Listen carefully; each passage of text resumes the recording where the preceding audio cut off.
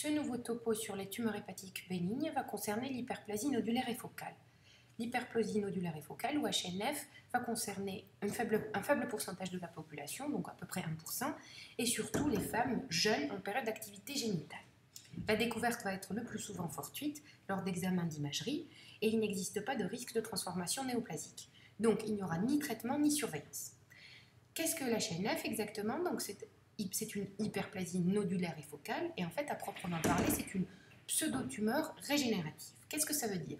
Ça veut dire qu'à la suite d'un processus ischémique quelconque, local, bien sûr intrahépatique, il va y avoir des remaniements qui vont entraîner une réorganisation nodulaire du parenchyme hépatique d'une certaine zone. À la suite de cette réorganisation, va se former l'hyperplasie nodulaire et focale.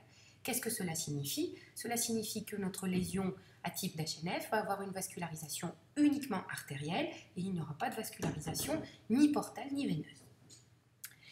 À l'échographie, l'HNF va être difficilement individualisable, elle va paraître iso ou discrètement hypoéchogène et va parfois déformer légèrement les contours du foie. L'échographie n'est pas spécifique. Par contre, quand on va mettre un signal Doppler, quand on va allumer le Doppler sur notre échographie, on va voir que cette lésion est vascularisée de manière importante, que cette vascularisation est artérielle, parce que quand on va tirer au niveau d'un des vaisseaux, on va avoir des courbes de pression artérielle, et on va voir aussi que cette vascularisation est centrifuge, c'est-à-dire du centre vers la périphérie.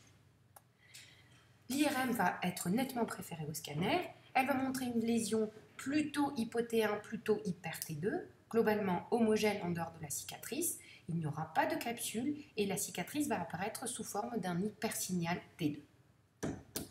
Voici donc une imagerie hépatique avec une lésion intrahépatique, un signal T1, une séquence T1. On va voir une importante lésion intrahépatique, plutôt hypo-T1, plutôt légèrement hyper-T2, et on voit une cicatrice centrale hyper-T2. Quand on injecte au temps artériel, on voit qu'il y a un rehaussement très important au temps artériel en dehors de la cicatrice centrale. Et au temps portal, on voit que globalement, le parenchyme est homogène et que la cicatrice centrale se rehausse. Il faut absolument tous ces critères pour pouvoir affirmer que c'est une hyperplasie nodulaire et focale.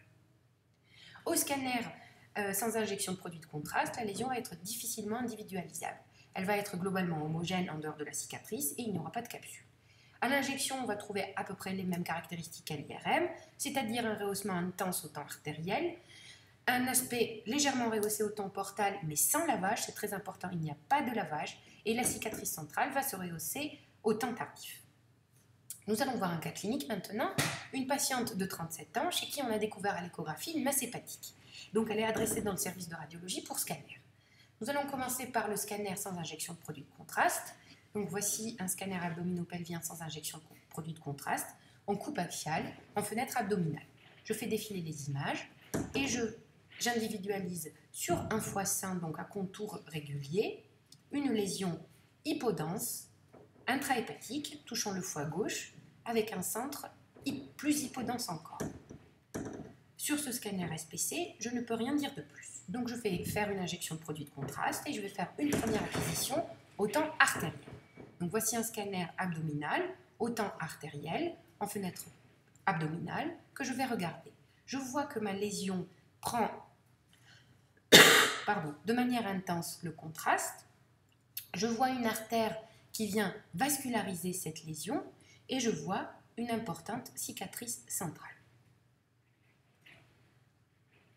Je fais une acquisition plus tardive et je vois que ma lésion est globalement homogène, il n'y a pas de lavage. Par contre, je ne vois pas de rehaussement de la cicatrice centrale. Donc, après ce scanner, je ne peux pas conclure que ce soit une HNF, une lésion hypodense avec un centre encore plus hypodense qui correspond à la cicatrice centrale, une vascularisation artérielle globalement homogène, sans rehaussement de la cicatrice centrale, et au temps tardif, un aspect globalement isodense par rapport au foie, sans rehaussement de la cicatrice centrale. Donc je suis obligée de compléter cet examen par une IRM afin d'affirmer que la cicatrice centrale se rehausse de manière tardive. À l'IRM, en séquence T2, je vois ma lésion, plutôt légèrement hyper T2, avec une cicatrice centrale très hyper T2. En séquence T1, je vois que ma lésion est légèrement hypo-T1 avec une cicatrice très hypo-T1. J'injecte le produit de contraste et je vois qu'au temps artériel, il existe un rehaussement globalement homogène, sauf au niveau de la cicatrice centrale. Je fais des acquisitions très tardives. Dans ce cas, c'était une acquisition 15 minutes après l'injection de produit de contraste, ce qui est très tard pour l'IRM, et je vois qu'il existe un rehaussement de la cicatrice centrale. Dans ce cas, je peux conclure que c'est une HNF. C'est donc fini pour la HNF. Le prochain topo va concerner l'adénome hépatique.